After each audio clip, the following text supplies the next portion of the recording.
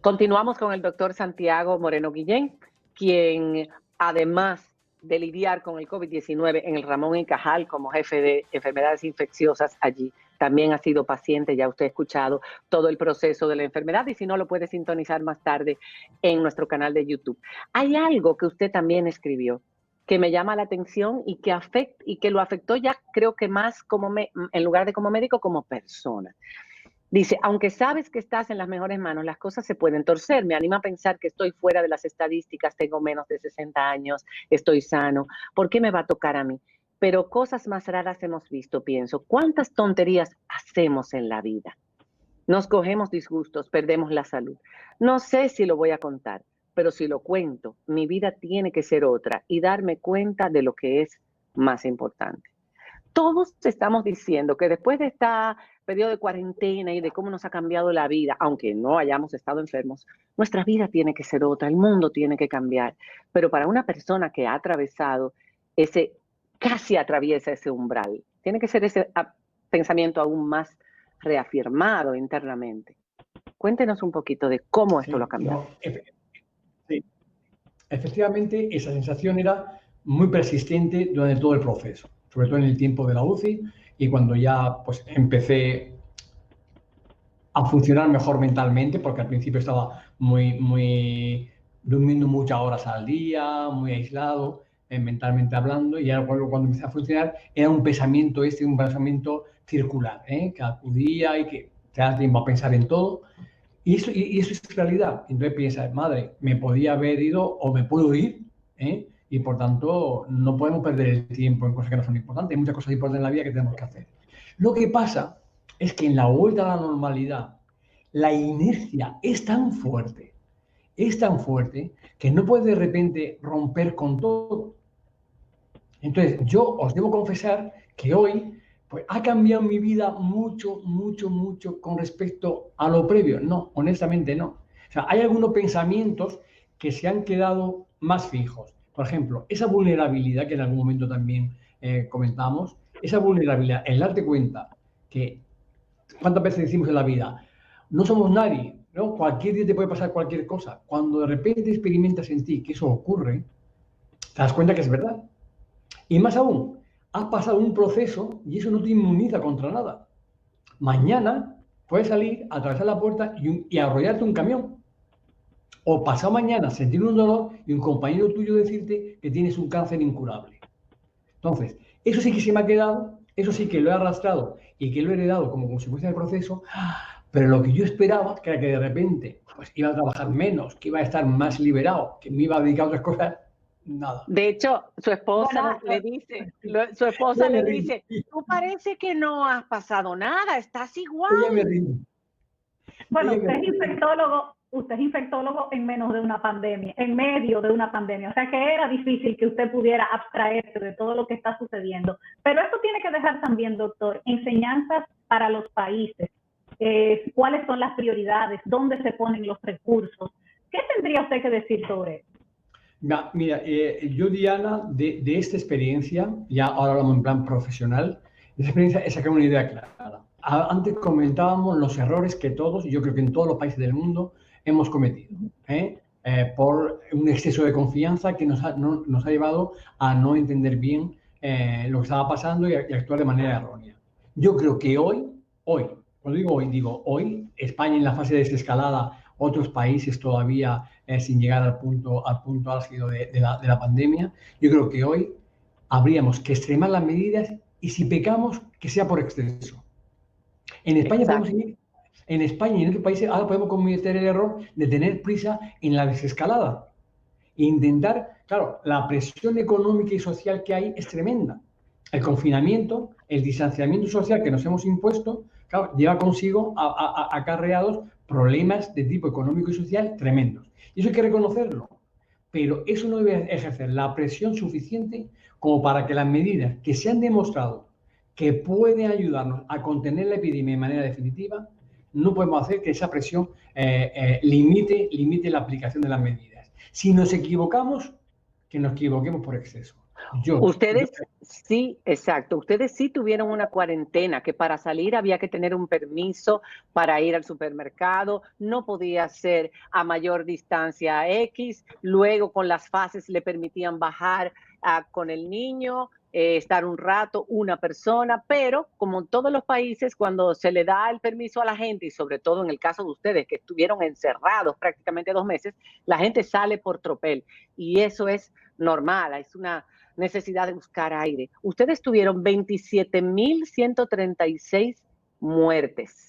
Uno de los países, bueno, ya Estados Unidos los ha superado, pero uno de los países europeos, junto con Italia, de mayor cantidad de fallecidos. ¿Qué es lo que ha hecho, independiente de las medidas del confinamiento? Ahora que ustedes conocen mejor la enfermedad y mejor cómo prevenir con algún tipo de tratamiento, ¿qué es lo que ha sido más efectivo ahora para tratar a los pacientes? ¿Qué ha hecho la diferencia con los pacientes que están llegando ahora? Bueno, no hemos hecho...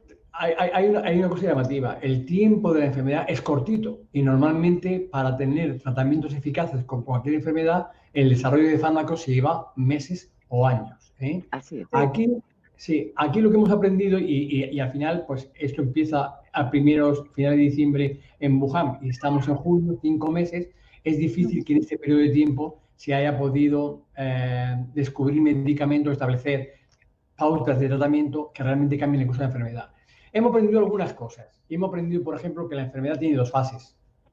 Una primera fase en la que domina el virus y una segunda fase en la que domina la inflamación.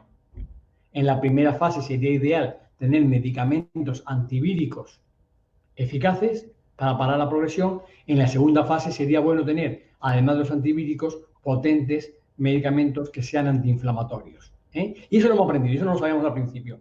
Y eso está ahora bien establecido. Hemos aprendido que algunos medicamentos que hemos utilizado seguramente no funcionaban. Esos medicamentos que antes hablábamos de que reposicionábamos. El Caleta que utilizábamos para el VIH, la hidroxicloroquina que utilizamos para la malaria, la citromicina para las neumonías, probablemente ninguno de estos funcione.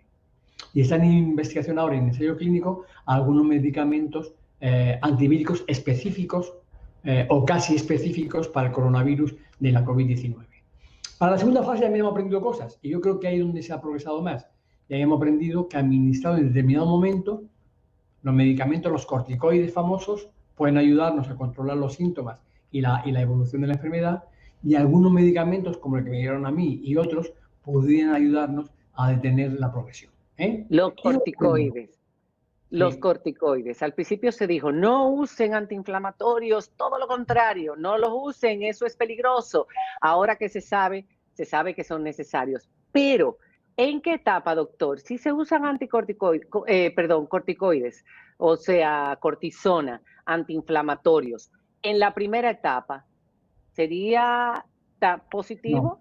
No, de hecho tú lo dices bien. Había recomendaciones de no utilizar esteroides porque en los coronavirus anteriores los corticoides aumentaban la mortalidad. Y entonces había contraindicación de utilizar esteroides para tratar la COVID-19. Lo que pasa es que ahora hemos visto que puede ser contraproducente utilizarlo en esa primera fase en que el virus se replica, porque los esteroides favorecen la replicación del virus. Entonces se llama en la primera semana de los síntomas. Pero pasado ese momento, cuando ya se instaura la inflamación, los esteroides son unos potentes antiinflamatorios. Entonces, seguramente, administrado a la dosis adecuada, en el momento adecuado, los esteroides se van a demostrar que son medicamentos eficaces para tratar la COVID-19 y para ayudar en su manejo. Yo digo que, por tanto, útiles, pero a la dosis y en el momento adecuados. Exactamente, pero quiere decir, doctor, entonces que con la experiencia que ya ustedes han adquirido, es posible evitar que una cantidad de pacientes llegue a gravedad, que aunque sean positivos, llegue a ser gravedad. Exactamente, esa es la idea. Y eso es lo que se pretende. Es decir, de prevenir la transmisión se encarga fundamentalmente la medida de aislamiento. Una vez que alguien se ha infectado, lo ideal es que si se ha de complicar, nosotros no dejemos que progrese hacia estadios graves de la enfermedad. Y disminuir por tanto su mortalidad independientemente de la condición del paciente. Esa es la idea.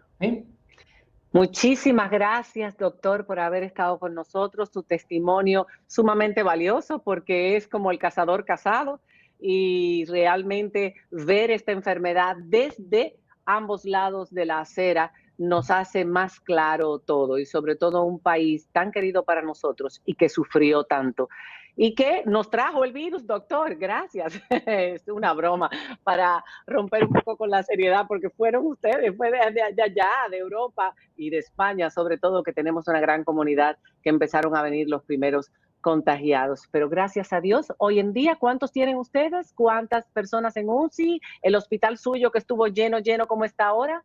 Nada, ahora tenemos cifra residual, muy poquitos en la planta y pacientes crónicos que se han quedado ahí en la UCI y que bueno, pero que viene de tiempo atrás. No hay muy ingresado en la UCI, pacientes desde hace tiempo ya, gracias a Dios. Y yo hablé de las enfermeras, pero se me olvidó mencionar algo muy importante. Médicos que estuve leyendo, cardiólogos, médicos de todas las especialidades dedicados al COVID-19, que para ustedes eso fue otra de las cosas maravillosas. Esto fue ideal porque imaginaros que supone médicos sin la obligación, por su especialidad, cirujanos, de tratar a pacientes con COVID-19, los trataban, se exponían, por tanto, a poder infectarse y no solamente eso, sino poder llevarse el virus a casa e infectar a la familia. Y cuando yo salí de ese aturdimiento, porque eso se organizó mientras yo estaba malito, y vi que mis compañeros de todas las especialidades estaban entregados al cuidado de la COVID-19, bueno, me pareció grande, muy grande. Definitivamente el personal sanitario, médicos, enfermeros, enfermeras y analistas son y han sido los verdaderos héroes de toda esta situación que ha vivido el mundo. Muchas gracias, doctor. Puede seguir trabajando en su hospital. Gracias a vosotros. Ha sido un placer, ¿eh? Igualmente. Gracias, hacemos una pausa y cuando regresemos tenemos con nosotros a Checho. Tenemos un segmento muy interesante que va a dejarnos buenas lecciones, como las que acabamos de recibir del doctor. Ya volvemos.